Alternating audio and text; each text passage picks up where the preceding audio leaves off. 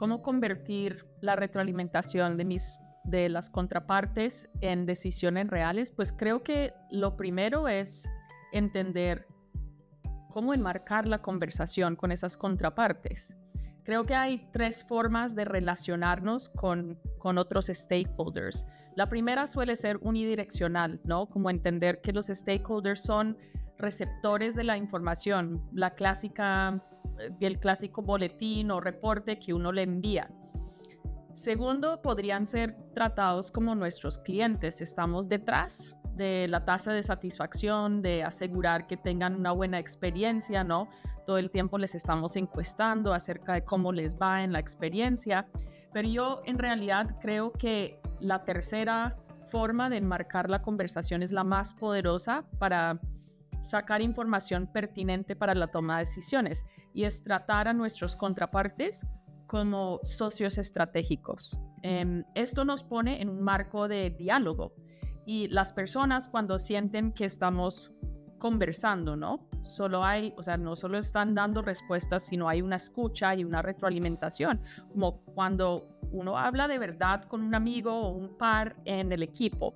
Pues las personas dicen cosas mucho más profundas, mucho más auténticas y por ende muchísimo más útiles para la toma de decisiones.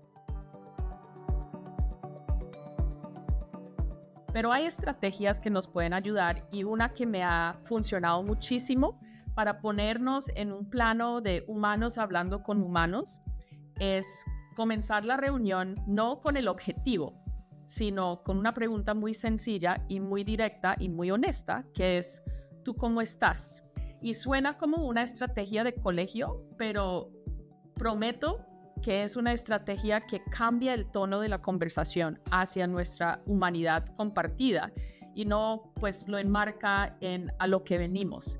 Y eso invita a la confianza, invita a la conexión, y eso es una de las cosas que permite emerger información auténtica desde el comienzo de la conversación.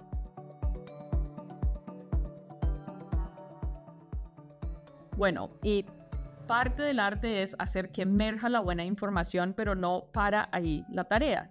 Uno tiene que revisar esa información de manera rigurosa, sistemática, porque la tentación es coger la data y mirarlo por encima, saltar a una decisión o una interpretación y actuar con base en esa primera interpretación.